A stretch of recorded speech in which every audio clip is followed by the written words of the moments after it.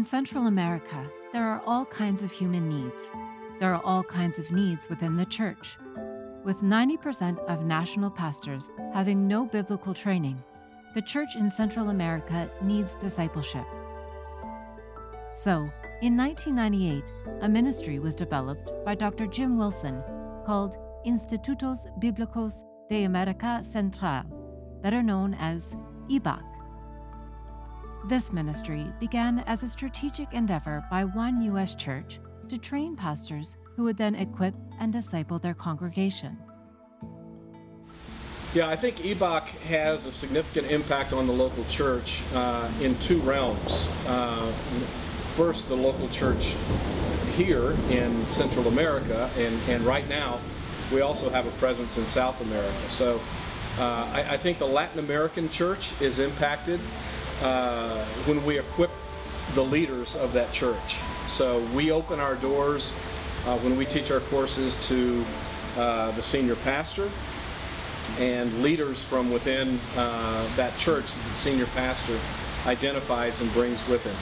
So we feel like if we can impact the leadership and provide them with a good base of biblical and theological and pastoral equipping, then we've equipped that leader to be a healthy leader, to be a healthy pastor, so that that pastor can then pastor a healthy church.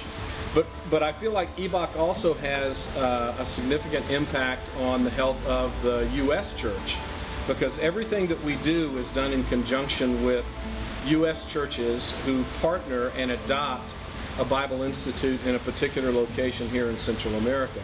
So part of the vision of Ibac is certainly to provide theological, biblical education in Latin America, but an equally important piece of our vision is to mobilize the U.S. church.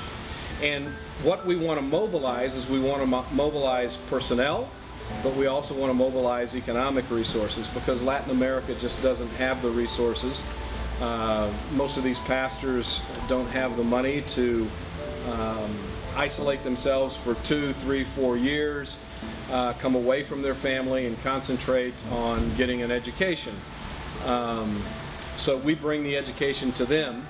We want to mobilize those economic resources, but we also want to mobilize people within the church so that we can get those people involved cross-culturally in ministry. That has long-term impact and I think good positive influence on that particular local church. So a couple of years ago, I led a short-term team from CBC to do ministry here with Melanie Wilson, who had partnered with Sonrisas con Esperanza to do ministry in a slum here. Melanie and her husband Jim had formerly served as the city team leaders for Gordon and Debbie Crandall. At the end of that week, I met with Jim. He had been gone to Nicaragua, actually leading one of these institutes the week that we were here with our trip. But at the end of that week, Jim came back in from Nicaragua, and just before we left to go to the airport, I met with him and talked with him for just about an hour to learn more about Ibac. And basically, they look for American churches to partner with an area in Central America. There's like a council of churches that they work to get together in a geographic area who are relatively like-minded, and they partner them with an American church. And the American church then is responsible for sending teachers twice a year to teach these courses in this 15-course course of study. And they're also responsible for financially supporting the Institute in that area. Then last year, we sent 3 people, including myself, to Nicaragua to actually observe one of these institutes in motion. And we were very encouraged at the discipleship that was taking place. The equipping that we saw taking place through the course of this study.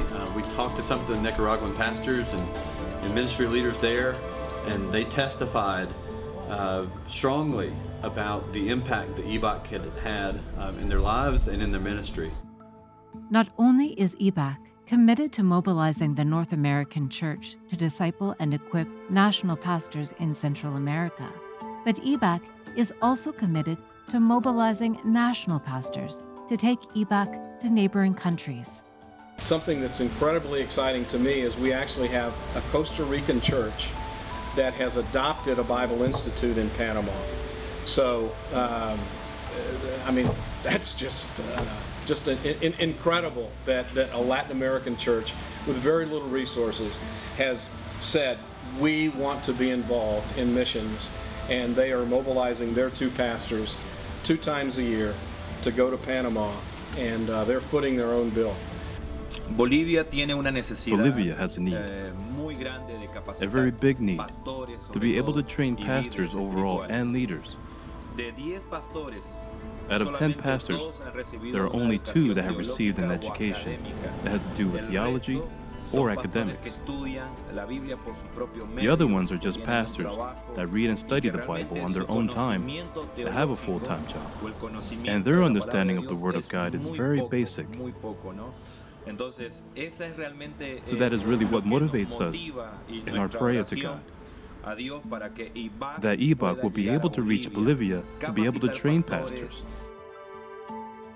Through the ministry of Ibac, CBC has a significant opportunity to be purposefully and strategically engaged in advancing the mission of God, not just in Central America, but among all people.